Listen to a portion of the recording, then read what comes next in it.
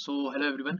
आज का हमारा वीडियो बायोलॉजी के रिगार्डिंग रहने वाला है और ये बायोलॉजी का पार्ट सेकंड होगा। पार्ट वन में हमने डिस्कस करा था कि सेल क्या होता है, व्हाट इज सेल, सेल किससे मिलकर बना होता है, सारी चीज़ सेल से मिलकर बनी होती है। ये सब हमने डिस्कस करा था सेल के रिगार्डिंग। पार्ट सेकंड में हम डिस्कस करेंगे कि प्लांट टिश्यू क्या होता है और एनिमल टिश्यू क्या होता है ना। तो हम इन दोनों को इस वीडियो में कंप्लीट देखने वाले हैं। तो आप सभी से बस एक ही निवेदन है कि इस वीडियो के लास्ट तक बने रहिए।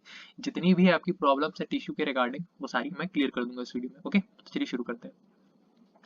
तो सबसे पहले हम जान लेते हैं कि टिश्यू क्या होता है। तो हमने सेल के बारे में पढ़ा था कि cell is the fundamental unit of life. अगर मैं सेल का कुछ डायग्राम बनाऊं इस तरीके से, तो बीच में ये न्यूक्लियस प्रेजेंट होता है ना।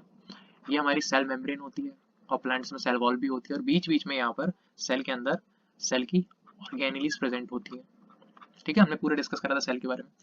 टिश्यू क्या होता है, अगर हम यही सेल को आपस में मिला के रख दें या इसका फॉर्मेशन हो जाए किसका, सेल्स का, तो यही जो स्ट्रक्चर बनता है उसको बोलते हैं हम टिश्यू।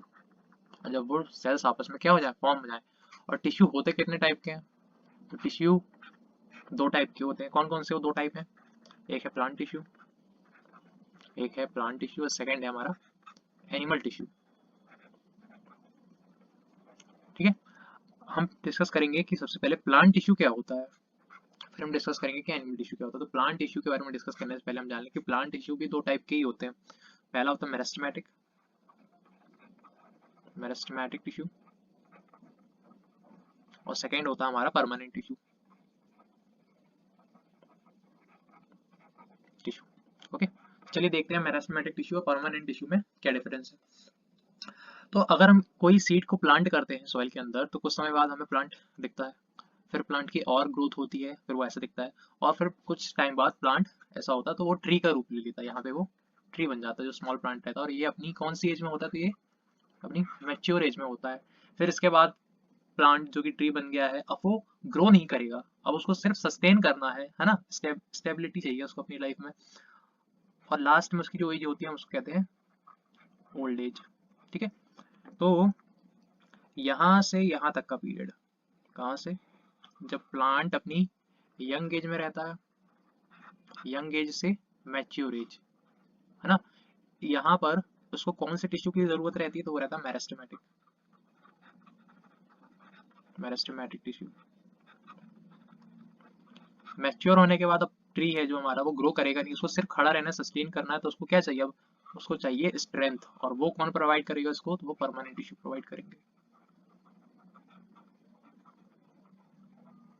ओके, तो आई होप समझ गए होंगे आपकी मेरिस्टेमेटिक टिश्यू और परमानेंट टिश्यू में क्या डिफरेंस है। यहाँ से एक हम अगर कंक्लूजन निकाले तो जो मेरिस्टेमेटिक टिश्यू है वो रिस्पॉन्सिबल है, किसके लिए रिस्पॉन्सिबल, तो वो ग्रोथ के लिए रिस्पॉन्सिबल है। जो परमानेंट टिश्यू है वो किसके लिए रिस्पॉन्सिबल है, वो स्ट्रेंथ प्रोवाइड कराने के लिए प्लांट को। ठीक है, तो चलिए आगे बढ़ते हैं। मेरिस्टेमेटिक टिश्यू के बारे में थोड़ा सा जान लें कि मेरिस्टेमेटिक टिश्यू तीन टाइप के होते हैं। एक होता है हमारा एपिकल मेरिस्टेमेटिक, इंटरकैलरी मेरिस्टेमेटिक और लेटरल मेरिस्टेमेटिक। जो आपका एपिकल मेरिस्टेमेटिक होता है वो कहाँ में प्रेजेंट होता है, तो वो लीफ में प्रेजेंट होता है। जो आपके शार्प जगह है ना, पत्ती हो गई जैसे लीफ हो गई, वहां पे रूट्स में प्रेजेंट होता है। ओके, कॉर्नर्स में। और उनको क्या करता है, तो उनको ग्रो करता है।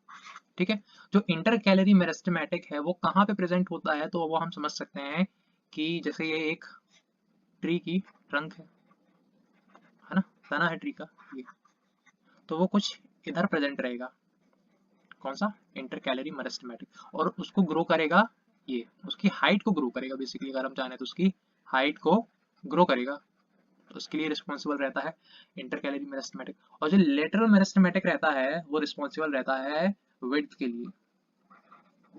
अगर कोई हम प्लांट को ग्रो करेंगे या वो ग्रो होता है, तो वो अगर जो छोटा है ना, अपनी यंग एज में है, तो वो कुछ इस टाइप का होगा। अगर वो बड़ा होगा तो वो ऐसा थोड़ी हो जाएगा, है ना, ये तो रॉन्ग है। वो कैसा होगा, तो वो कुछ इस टाइप से होगा।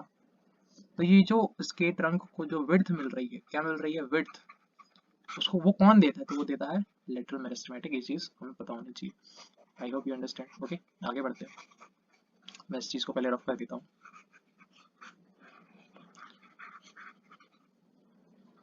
ओके, तो ये हो गया मेरिस्टेमेटिक टिश्यू के बारे में। थोड़ा सा और हम डिस्कस करें तो सबसे पहले ये रिस्पॉन्सिबल होते हैं किस चीज़ के लिए, ग्रोथ के लिए। ठीक है, सेकेंड चीज है उसमें वैक्यूल्स होते हैं, जिसमें वैक्यूल्स होते हैं वो क्या होते हैं, वो एब्सेंट होते हैं। हमने पढ़ा था एनिमल सेल में कि एनिमल सेल में वैक्यूल्स नहीं होते हैं या ना के बराबर होते हैं, लेकिन जो मेरिस्टेमेटिक टिश्यू होता है प्लांट में तो वैक्यूल्स प्रेजेंट होंगे, नो डाउट, प्लांट में वैक्यूल्स प्रेजेंट रहते हैं प्लांट सेल में, है ना। लेकिन जो प्लांट टिश्यू के जो दो टाइप होते हैं, मेरिस्टेमेटिक और परमानेंट, उस वाले में मेरिस्टेमेटिक में वैक्यूल्स प्रेजेंट नहीं होते, परमानेंट में प्रेजेंट होते हैं। क्योंकि वैक्यूल्स का जो काम रहता है वो क्या काम रहता है वैक्यूल्स का, ये क्या प्रोवाइड कराता है, तो ये स्ट्रेंथ प्रोवाइड कराता है। ठीक है, स्ट्रेंथ की जरूरत हमें कब है, जब परमानेंट टिश्यू वर्क करेगा। स्ट्रेंथ की जरूरत हमें मेरिस्टेमेटिक टिश्यू जो वर्क कर रहा है उसके टाइम पे नहीं है, तो यहाँ पे वैक्यूल्स एब्सेंट रहते हैं। आगे बढ़े तो इसमें जो इंटरसेल्यूलर स्पेस है वो भी नहीं होते। ठीक है, और ये कैसा सेल होता है आपका, क्योंकि एक प्लांट क्या कर रहा है, ग्रो कर रहा है ना, तो इसमें जो सेल्स होंगे वो कैसे होंगे, एक्टिव सेल होंगे। ठीक है, और एक्टिव सेल है तो क्या होगा, डिवीजन होगा, किसका डिवीजन होगा, सेल्स का डिवीजन होगा, ताकि वो नया सेल फॉर्म कर सके। ओके, इसका जो साइटोप्लाज्म है, इसका जो साइटोप्लाज्म है वो कैसा होता है, वो डेंस होता है, काफी डेंस होता है या थिक होता है। ओके, तो ये चीज हमें मेरिस्टेमेटिक टिश्यू के रिगार्डिंग याद करनी है। आगे बढ़ते हैं, मेरिस्टेमेटिक टिश्यू के बाद आता है परमानेंट टिश्यू। मेरिस्टेमेटिक में क्या हो गया, प्लांट ग्रो हो गया है, अपनी मैच्योर एज में पहुंच गया है। अब पहुंचने के बाद अपनी मैच्योर एज में कौन सा टिश्यू वर्क करेगा, परमानेंट टिश्यू। अब मेरिस्टेमेटिक का कोई भी काम नहीं है ना, अब सिर्फ कौन काम करेगा, तो परमानेंट टिश्यू काम करेगा। इसके रिगार्डिंग थोड़ा सा जान ले कि इसमें जो सेल वॉल होती है वो काफी ज्यादा थिक होती है। आपने देखा होगा जो बड़े बड़े पेड़ होते हैं उसकी जो आउटर कवरिंग लेयर होती है, सेल वॉल होती है, बहुत ज्यादा थिक होती है। इसमें जो वैक्यूल्स होते हैं वो काफी ज्यादा बड़े होते हैं, काफी ज्यादा लार्ज होते हैं, बिग होते हैं, है ना। अब जो परमानेंट टिश्यू है, जो आपका परमानेंट टिश्यू है, इसके होते हैं दो टाइप, इसके होते हैं दो टाइप। एक होता है सिंपल टिश्यू, या अगर मैं यहाँ साइड में लिखूं, एक होता है सिंपल टिश्यू और एक होता है कॉम्प्लेक्स टिश्यू। सिंपल टिश्यू के बारे में डिस्कस करते हैं थोड़ा सा कि सिंपल टिश्यू किससे मिलकर बना होता है।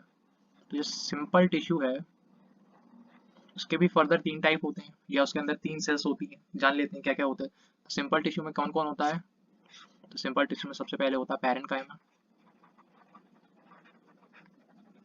इसके बाद इसमें प्रेजेंट रहता है कोलेनकाइमा, जो लास्ट में उसमें प्रेजेंट रहता है वो होता है स्क्लेरेनकाइमा, है ना, स्क्लेरेनकाइमा। जो पैरेन्काइमा होता है वो होता क्या है, सबसे पहले ये जान लें, है ना। तो ये एक फूड स्टोरेज टिश्यू होता है, कैसा होता है, फूड स्टोरेज टिश्यू होता है। ओके, जो कोलेनकाइमा है वो क्या करता है, तो वो प्रोवाइड कराता है, क्या प्रोवाइड कराता है, वो ट्री को स्ट्रेंथ और फ्लेक्सिबिलिटी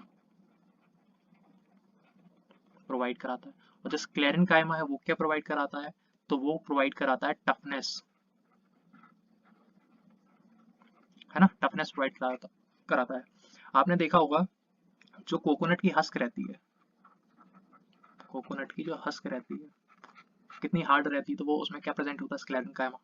ठीक है, जो सीड की कोटिंग रहती है उसमें भी क्या प्रेजेंट रहता है, आपका स्क्लेरेनकाइमा प्रेजेंट रहता है। अगर मैं एक डायग्राम बनाऊं यहाँ पर कुछ इस तरीके, ये एक लीफ है आपकी, है ना, ये आपकी एक लीफ है। तो आपने देखा होगा कि ये वाला जो पार्ट रहता है, ये वाला जो पार्ट रहता है उसको क्या बोलते हैं, स्टॉक बोलते हैं। इसमें क्या प्रेजेंट रहता है, तो इसमें प्रेजेंट रहता है कोलेनकाइमा, है ना, जो कि इसको स्ट्रेंथ भी प्रोवाइड कराता है और फ्लेक्सिबिलिटी भी प्रोवाइड कराता है। और ये वाला जो पार्ट रहता है इसकी जो लीफ की जो वेन्स कहते हैं हम, है ना, इसमें क्या प्रेजेंट रहता है, तो इसमें स्क्लेरेनकाइमा प्रेजेंट रहता है। ये चीज क्लियर होनी चाहिए आपको, है ना। अच्छा, एक चीज और है यहाँ पर कि जो पैरेन्काइमा रहता है वो दो और चीजों से मिलकर बना होता है। पहला होता है पैरेन्काइमा और जो दूसरा होता है वो होता है क्लोरेनकाइमा। क्लोरेनकाइमा का काम क्या रहता है, तो इसमें क्या प्रेजेंट होता है, इसमें क्लोरोफिल प्रेजेंट होता है आपका।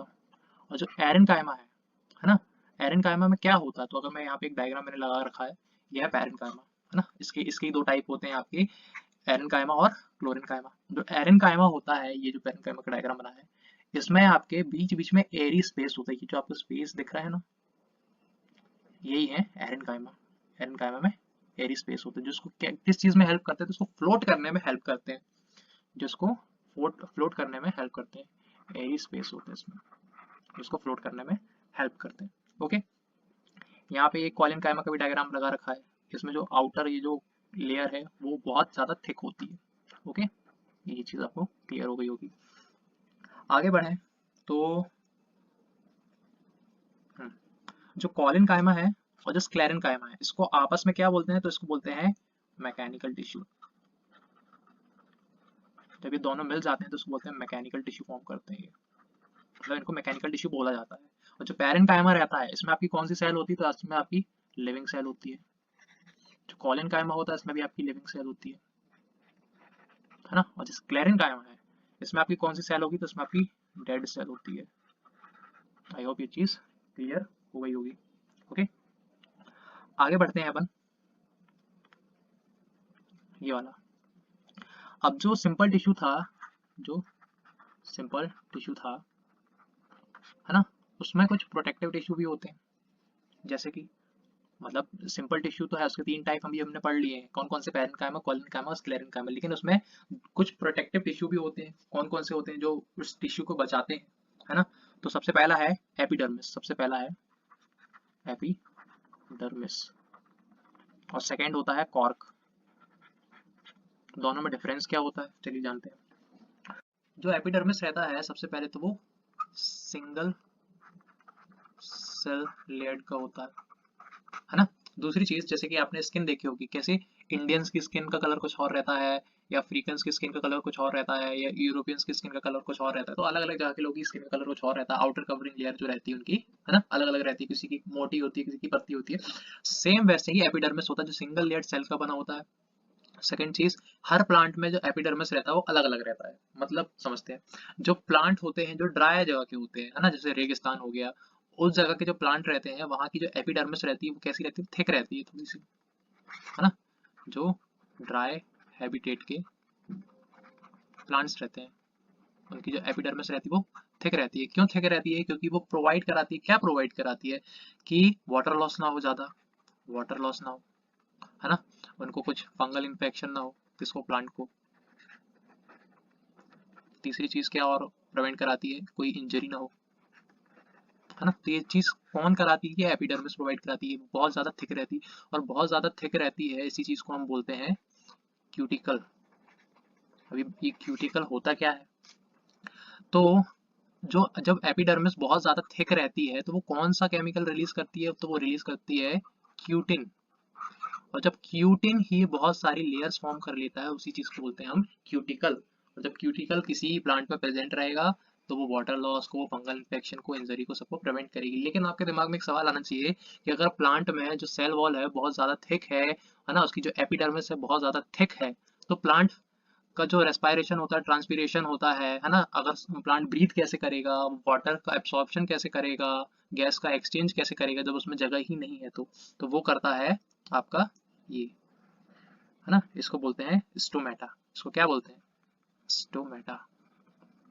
अगर प्लांट में, किसी प्लांट में बहुत थिक एपिडर्मिस है जो कि ड्राई हैबिटेट में रहते हैं वैसे प्लांट, तो वो जो ट्रांसपीरेशन है वो स्टोमेटा के थ्रू करेगा। स्टोमेटा का डायग्राम कुछ इस टाइप का ही होता है ना, इस टाइप का होता है। और ये कब होता है ट्रांसपीरेशन, तो ये सिर्फ डे में होता है ना।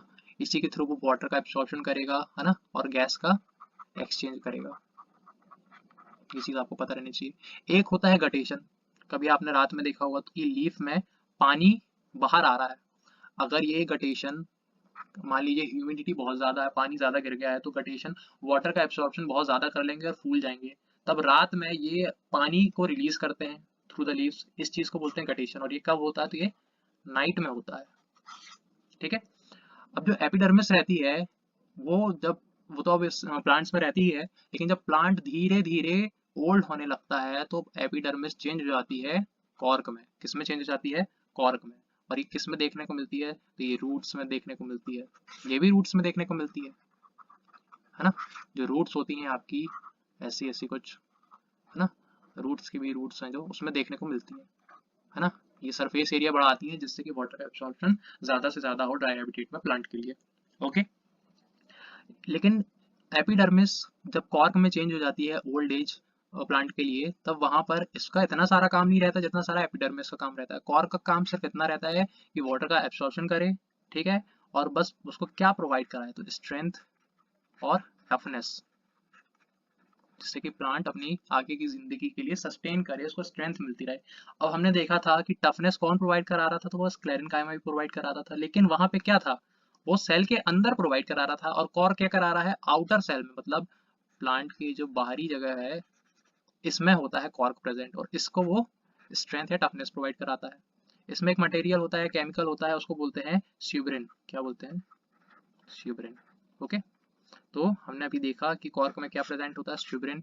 जो एपिडर्मिस है उसमें क्या प्रेजेंट होता है, तो उसमें होता है क्यूटिन, और यहाँ पे जो आपका स्क्लेरेंकाइमा है इसमें आपका प्रेजेंट होता है लिग्निन।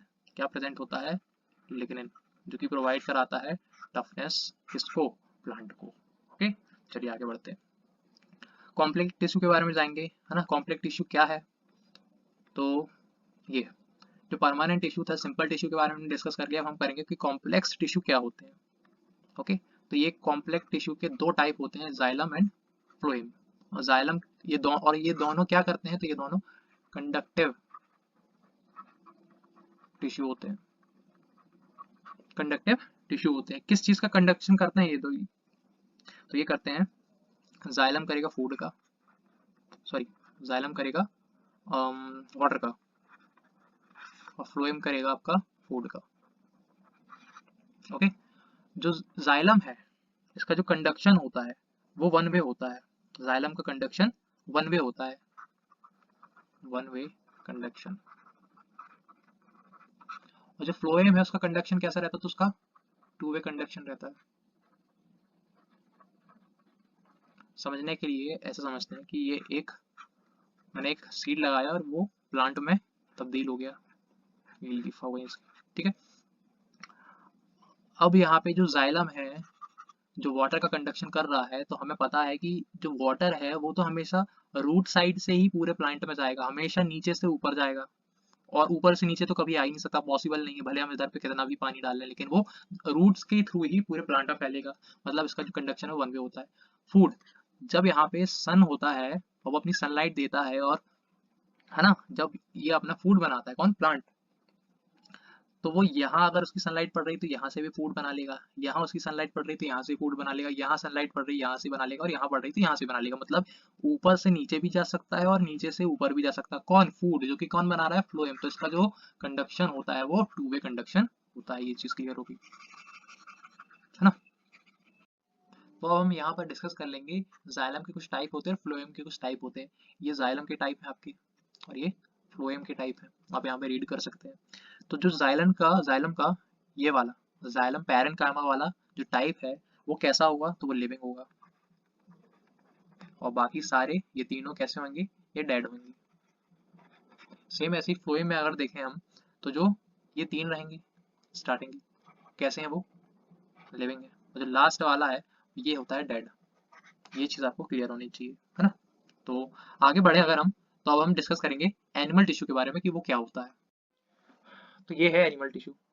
ओके, एनिमल टिश्यू के कितने टाइप्स होते हैं, एनिमल टिश्यू के कितने टाइप्स होते हैं, तो ये चार टाइप्स होते हैं। फर्स्ट है एपिथेलियल टिश्यू, सेकंड है मस्कुलर टिश्यू, थर्ड है nervous tissue, and then last है कनेक्टिव टिश्यू। इनके भी फर्दर कुछ टाइप्स रहते हैं, हम एक एक करके डिस्कस करेंगे कि ये सब होते क्या है। ओके, सबसे पहले हम डिस्कस करेंगे कि एपिथेलियल टिश्यू क्या होता है, लेकिन उससे पहले study of tissue, study of tissue इसको बोलते क्या है, तो इसको बोलते हैं histology. Okay, study of cell को क्या बोलते थे, उसको बोलते थे साइटोलॉजी, टिश्यू की स्टडी को हिस्टोलॉजी। आगे बढ़ते हैं, तो एपिथेलियल टिश्यू ये कितने टाइप का होता है, तो ये बेसिकली चार टाइप का होता है। कौन कौन से वो चार टाइप हैं, इन दोनों को मिला दें तो यहाँ स्क्वेमस, ठीक है, इसको बोलते हैं हम कॉलमनार, इसको बोलते हैं सीलिएटेड, और देन इस लास्ट वाले को बोलते हैं क्यूबॉइडल। बेसिकली इनके शेप के अकॉर्डिंग इनको नाम दिया गया है। अब ये जो फर्स्ट वाला है स्क्वैमस एपिथेलियल टिश्यू, इसके फर्दर दो टाइप होते हैं। पहले वाले को बोलते हैं सिंपल स्क्वैमस एपिथेलियल टिश्यू, और जो ये वाला है जो इसको बोलते हैं स्ट्रेटिफाइड। दोनों में डिफरेंस क्या होता है जान लेते हैं। ये सिंगल लेयर का होता है, आपको दिख रहा होगा पतला सा, एक ही लेयर का है। और जब ये जो सिंगल लेयर है इसकी बहुत सारी लेयर ऐसी इकट्ठी हो जाती है तो वो बन जाता है स्ट्रेटिफाइड, है ना, इसमें लेयर्स फॉर्म हो जाती है स्ट्रेटिफाइड में। जो सिंगल लेयर का सिंपल स्क्वैमस एपिथेलियल टिश्यू है वो कहाँ प्रेजेंट होता है, तो वो आपके माउथ में प्रेजेंट होगा। जो आपके लिप्स होते हैं आपने देखा होगा बहुत ही उसकी जो बहुत ज़्यादा कमज़ोर रहते हैं एक तरीके से कह लें, क्योंकि वहाँ पे सिंपल स्क्वैमस एपिथेलियल टिश्यू होता है इस तरीके से। और कहाँ प्रेजेंट होता है, तो ये ईसोफेगस में, ईसोफेगस। जब आप खाना खाते हैं आपके गले के नीचे से जो पाइप होता है उस पाइप से आपका खाना जाता है उसको बोलते हैं ईसोफेगस, तो वहाँ पे ये simple squamous epithelial tissue present रहता है। जो आपका स्ट्रेटिफाइड कहाँ पे प्रेजेंट रहता है, तो ये आपकी पूरी स्किन में प्रेजेंट रहता है ना। अगर आप किसी जा रहे हो और आप किसी चीज़ से टकरा जाए तो ये क्या करेगा, स्ट्रेटिफाइड वाला शॉक को क्या कर लेगा, शॉक एब्जॉर्ब कर लेगा, ओके, और आपको बचा लेगा, प्रिवेंट करेगा किससे, वियर एंड टियर से, ओके। स्किन में प्रेजेंट रहता है। आगे बढ़ते हैं, आगे बढ़े तो ये कॉलमनार। कॉलमनार का डायग्राम कैसा होता है, तो कॉलमनार का डायग्राम ये मैंने लगा रखा है, कुछ इस तरीके से होता है। इसमें एक ही सेल होते हैं, है ना, आपका एक सेल में एक न्यूक्लियस होता है। ये पिलर्स लाइक होते हैं, ये जो आपको दिख रहे हैं, इनका जो स्ट्रक्चर है वो कैसा है, पिलर लाइक स्ट्रक्चर है इनका, ठीक है। इनके बारे में और क्या जानना है हमें, तो एक बेसिकली इनका जो वर्क होता है, जो मेन वर्क होता है वो किस लिए होता है, तो एब्सॉर्प्शन के लिए होता है ना, एब्सॉर्प्शन के लिए होता है, एब्सॉर्प्शन के लिए होता है। कहाँ पे ये प्रेजेंट रहते हैं आपके, तो ये जो आपके इंटेस्टाइन है, इंटेस्टाइन बॉडी की जो अंदर वाली चीजें होती हैं, स्टमक में प्रेजेंट रहते हैं। और कहाँ प्रेजेंट रहेंगे, आपके जो गॉल ब्लैडर है यहाँ पे प्रेजेंट रहते हैं। कौन, कॉलमनार। अब यही कॉलमनार का अपडेटेड वर्जन कह लेते हैं अपन, कौन रहता है, ये सीलिएटेड वाला। इसी कॉलमनार के ऊपर अगर हम ऐसे हेयर लाइक स्ट्रक्चर लगा दें, अगर मान लीजिए हेयर्स हो गए इसके ऊपर, जिनको क्या बोलते हैं, जिनको बोलते हैं सीलिया, जिनको क्या बोलते हैं, सीलिया। सीलिया का मतलब ये होता है हेयर, है ना।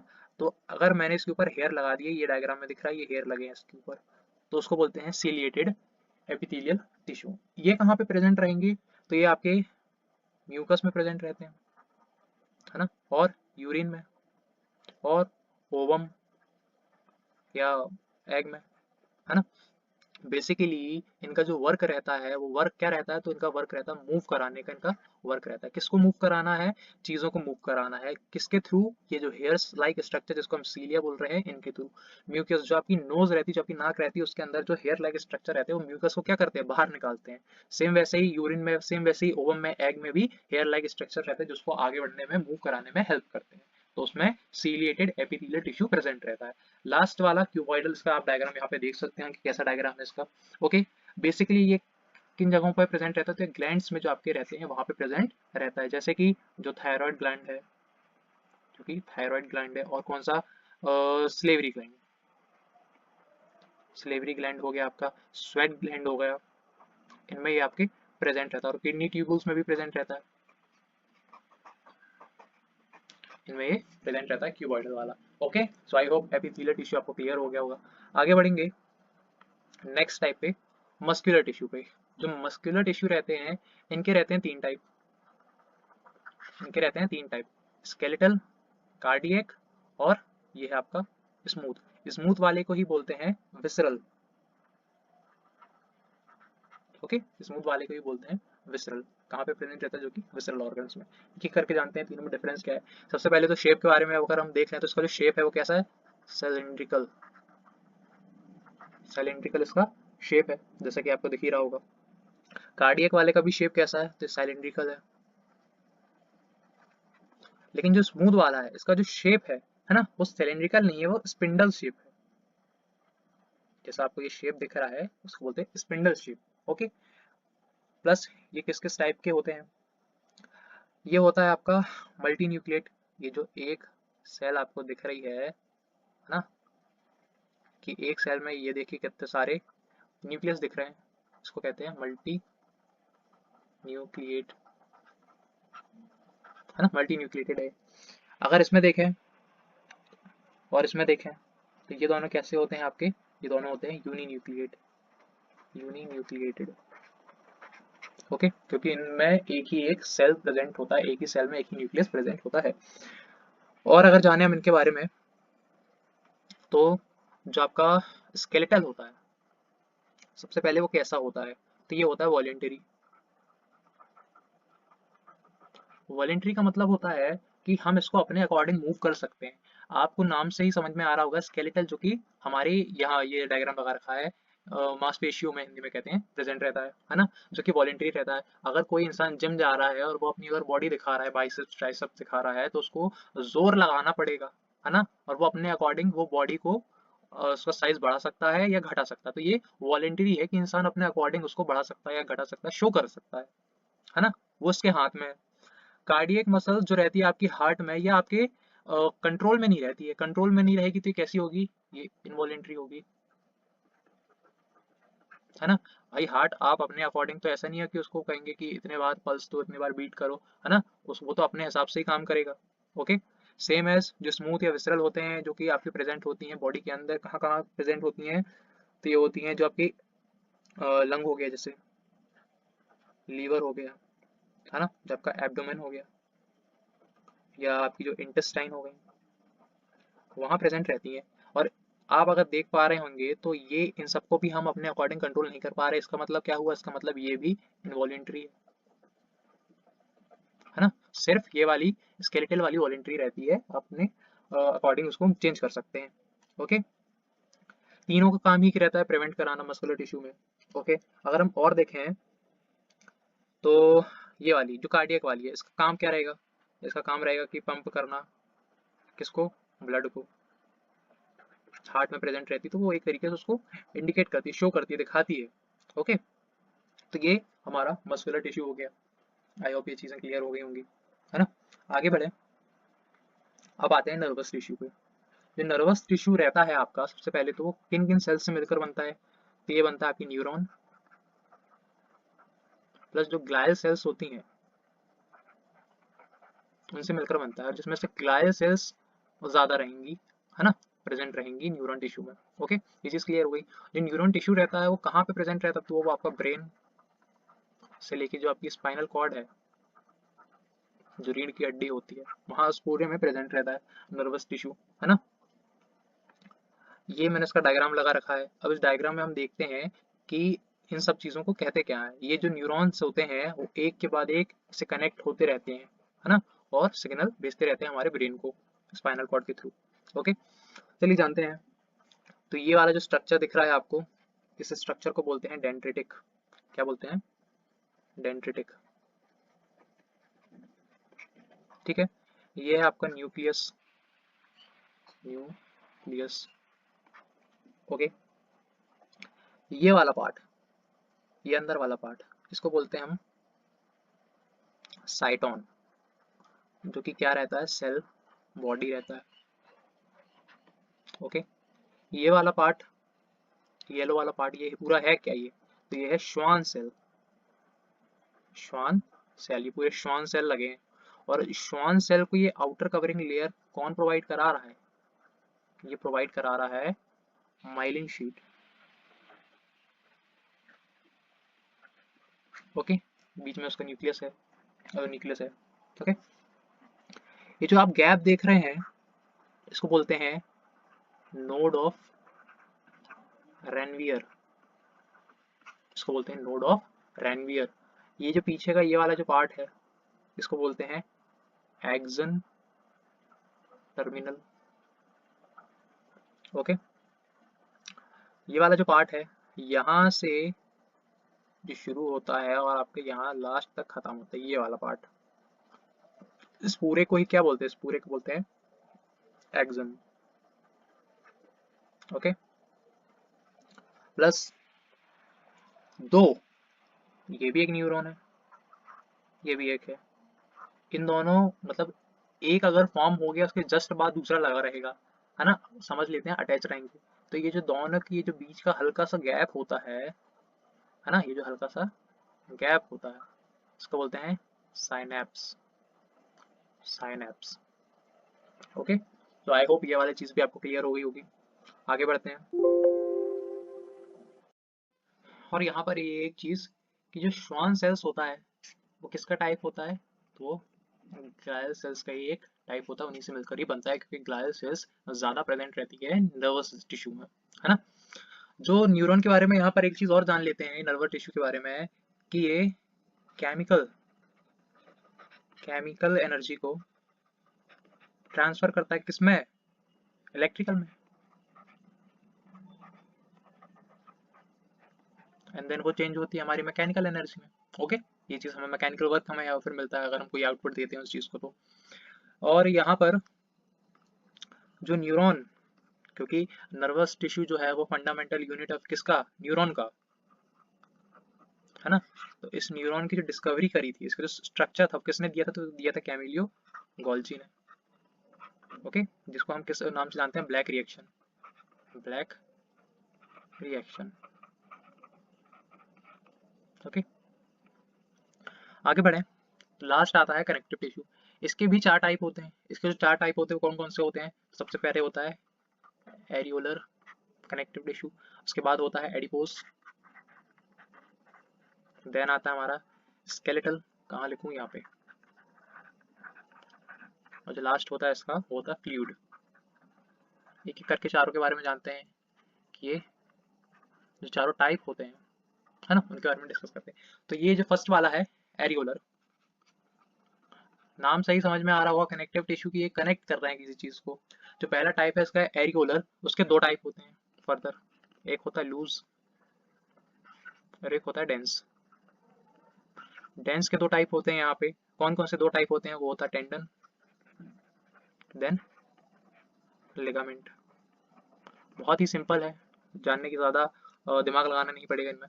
जो लूज होता है इसकी जो सबसे पहले मैट्रिक्स होती है वो बड़ी जेली टाइप मैट्रिक्स होती है, बहुत हार्ड नहीं होती है, बड़ा ही स्मूथ टाइप का होता है जो लूज एरियोलर कनेक्टिव टिश्यू होता है। कैसा होता है, ये डायग्राम मैंने लगा रखा है, ये कनेक्ट करता है, ये किसको कनेक्ट करता है और कहाँ पे प्रेजेंट रहता है, तो स्किन को स्किन से कनेक्ट करता है ना।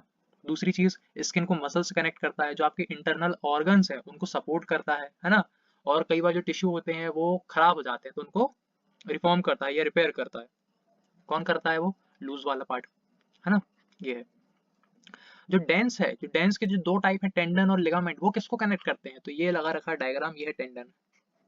ये टेंडन कनेक्ट कर रहा है मसल को, कनेक्ट कर रहा है बोन से। जो टेंडन है वो मसल को कनेक्ट कर रहा है बोन से, और जो आपकी लिगामेंट है ये कनेक्ट कर रहा है बोन को बोन से, है ना। जो टेंडन है वो मसल को कनेक्ट कर रहा है बोन से, और जो लिगामेंट है वो बोन को कनेक्ट कर रहा है बोन से।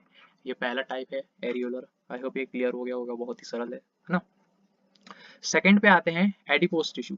सेकंड पे आते हैं एडिपोस टिश्यू। क्या होता है एडिपोस टिश्यू, सबसे पहले ये जान लेते हैं। तो ये मतलब बहुत मोटे लोगों में देखने को मिलता है, जो जिनकी स्किन बहुत ज़्यादा मोटी होती है, फैट होती है ना। ये कंटेन करता है लार्ज फैट ड्रॉपलेट्स, है ना। आपने देखा होगा जो भी मोटे लोग रहते हैं वो उनके शरीर से इतना ज़्यादा स्वेट निकलता है, पसीना निकलता है, क्यों, क्योंकि हीट ट्रांसफ़र नहीं हो पाती है उनके शरीर से। हीट ट्रांसफ़र हर इंसान के शरीर से पास होती है, लेकिन जिनकी चमड़ी मोटी है, जिनकी स्किन मोटी है, थिक है, उनमें एडिपोस टिश्यू भर भर के होगा और हीट ट्रांसफ़र नहीं होगी तो उनको स्वेट बहुत ज़्यादा आएगा, है ना। ये प्रिवेंट करते हैं हमें किससे, ये भी प्रिवेंट करते हैं हमें इंजरी से, प्रिवेंट करते हैं इंजरी से। जो हमने पढ़ा था पीछे एपिथेलियल टिश्यू में, जो स्ट्रेटिफाइड स्क्वैमस एपिथेलियल टिश्यू था, कौन सा वाला, स्ट्रेटिफाइड, और वो भी काम कर रहा था, मैं प्रिवेंट कर रहा था इंजरी से। और जो एडिपोस टिश्यू है वो भी इंजरी से प्रिवेंट कर रहा है। तो मान लीजिए ये हमारे हैं ऑर्गन्स, ये हमारे हैं ऑर्गन्स, और ये वाली जो लेयर होगी, है ना, ये होगी स्ट्रेटिफाइड की, और इनके जो बीच में लेयर होती है, प्रेजेंट होती है, ये होती है आपकी एडिपोस टिश्यू की। आई होप ये चीज़ क्लियर हो गई होगी, है ना। आगे बढ़ें। तो ये हमें शॉक्स बताता है, और किसके नीचे प्रेजेंट होता है, जो स्ट्रेटिफाइड होता है वो तो स्किन में प्रेजेंट होता है, और जो एडिपोस टिश्यू होगा वो जस्ट स्किन के नीचे प्रेजेंट होगा, है ना। ये थोड़ा और ज़्यादा शॉक को क्या करेगा, एब्जॉर्ब करेगा, इंजरी से बचाएगा हमें, नहीं तो हमारे ऑर्गन जो है वो डैमेज हो जाएंगे, ठीक है। इसकी भी जो मैट्रिक्स होती है वो थोड़ी जेली टाइप होती है मैट्रिक्स, है ना, उतना हार्ड या रिजिड नहीं होता है। जब हम थर्ड पे आते हैं, जो हमारा थर्ड है skeletal connective tissue, skeletal connective tissue, उसके बारे में हम देखते हैं कि ये क्या बोलता है। इसके फर्दर दो टाइप होते हैं, स्केलेटल कनेक्टिव टिश्यू है, इसके भी दो टाइप होते हैं, एक होता है कार्टिलेज और एक होता है आपका बोन्स। कार्टिलेज, इसकी जो मैट्रिक्स रहती है कार्टिलेज की, वो उतनी ज्यादा हार्ड भी नहीं होती और उतनी ज्यादा सॉफ्ट भी नहीं होती, और जो बोन्स की मैट्रिक्स रहती है वो बहुत ज्यादा हार्ड होती है या फिर रिजिड होती है। ये आपको कहाँ देखने को मिलेगा, जैसे आपका जो रिंग्स ऑफ कार्टिलेज होती है, जो आपकी विंड पाइप होती है लेरिंग्स ट्रेकिया वाले पार्ट में, है ना, जहाँ आप सांस लेते हो तो आपका जो चेस्ट है वो थोड़ा सा फूलता है ना, तो वो कौन देखता है, वो रिंग्स ऑफ कार्टिलेज की हेल्प से ही वो फूलता है। मान लो आपने सांस ली जोर से, और अगर वो रिंग्स ऑफ कार्टिलेज बहुत ज्यादा, उसकी मैट्रिक्स है वो बहुत ज्यादा जेली लाइक हो गई या बहुत ज्यादा हार्ड हो गई, तो प्रॉपर वर्क नहीं कर पाएगा। ठीक है, ये होता है कार्टिलेज। कहाँ कहाँ पे प्रेजेंट होता है, तो ये जो आपके ईयर पिन्ना है ना, जहाँ पे आप लोग वालिया पहनते हैं ईयर में, जो आपकी नोज की टिप रहती है वहाँ पे प्रेजेंट रहता है। और कहाँ प्रेजेंट रहेगा, तो ये ट्रैकिया में प्रेजेंट रहेगा, लैरिंग्स में रहेगा, और जो रिंग्स ऑफ कार्टिलेज रहेगी, रिंग्स ऑफ कार्टिलेज, वहाँ पे प्रेजेंट रहता है। ओके। जो बोन्स रहती है, सबसे पहले तो इसकी मैट्रिक्स बहुत ज़्यादा हार्ड रहती है ना, और ये क्या प्रिवेंट करेगी, तो जो ऑर्गन्स रहते हैं उनको प्रेजेंट करेगी, जो कैल्शियम, और ये कैल्शियम और फास्फोरस से मिलकर बनती है। ये चीज़ क्लियर हो गई, है ना। जो आपका रिब केज होता है, जो आपका रिब केज होता है उसके अंदर ये कुछ इस टाइप का रिब केज हो गया मान लेते हैं, और इसके अंदर आपके ऑर्गन्स हैं तो उनको प्रोटेक्ट करेगी ये बोन्स। आई होप ये चीज़ क्लियर हो गई होगी। आगे बढ़ते हैं, लास्ट एनिमल टिश्यू जो कि है, लास्ट एनिमल का जो टिश्यू है कनेक्टिव, उसका भी last type fluid, fluid connective animal tissue, है ना। ये जो हमने कनेक्टिव टिश्यू में एरियोलर पढ़ लिया, एडिपोस पढ़ लिया, स्केलेटल पढ़ लिया, लास्ट वाला है जो फ्लूइड, उसके बारे में हम डिस्कस कर रहे हैं। फ्लूइड, फ्लूइड में हम किस किस के बारे में देखेंगे, तो यहीं पे आपकी आरबीसीज रहती हैं, यहीं पे आपकी डब्ल्यूबीसी रहती हैं, और यहीं पे आपकी प्लेटलेट्स रहती हैं। ओके। आरबीसी रेड कलर की रहती है क्योंकि इसमें आयरन प्रेजेंट रहता है, डब्ल्यूबीसी का कोई कलरलेस रहती है क्योंकि इसका कोई भी कलर नहीं रहता है, सेम एज प्लेटलेट्स। इनको और किस नाम से जाना जाता है, जो आरबीसी रहती हैं आपकी, जो आपकी आरबीसी रहती हैं, इनको और किस नाम से जाना जाता है, तो इसको जाना जाता है एरिथ्रोसाइट्स। ओके। जो डब्ल्यूबीसी रहती हैं आपकी, उनको किस नाम से जाना जाता है, तो ये ल्यूकोसाइट्स। और जो आपकी प्लेटलेट्स रहती हैं इनको थ्रोम्बोसाइट्स। आई होप ये चीज क्लियर हो गई होगी। अगर कभी क्वेश्चन आ जाए कि एक ह्यूमन बॉडी में सबसे ज्यादा कौन प्रेजेंट रहता है, तो सबसे ज्यादा तीनों में से आरबीसी रहती है, फिर प्लेटलेट्स रहती हैं, देन डब्ल्यूबीसी रहती है ना। अगर हम टाइम पीरियड देख लें, लाइफ का स्पैन देख लें इनका, तो ये रफली 120 डेज के लिए एक ह्यूमन बॉडी में रहती हैं। जो डब्ल्यूबीसी हैं वो लगभग 12 दिन के लिए रहती हैं, और जो प्लेटलेट्स रहती हैं वो लगभग 7 to 10 डेज रहती हैं, है ना।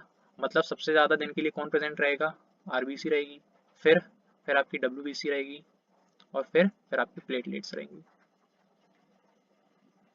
प्लेट्स। ओके।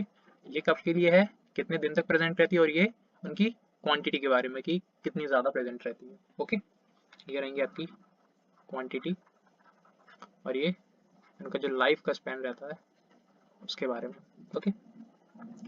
अब 120 दिन के बाद, 120 डेज के बाद ये चली जाती हैं, खत्म हो जाती हैं, और कहाँ चली जाती हैं, स्प्लीन में, जिसको आरबीसी का ग्रेवयार्ड कहते हैं, जिसको आरबीसी का ग्रेवयार्ड कहते हैं। ओके।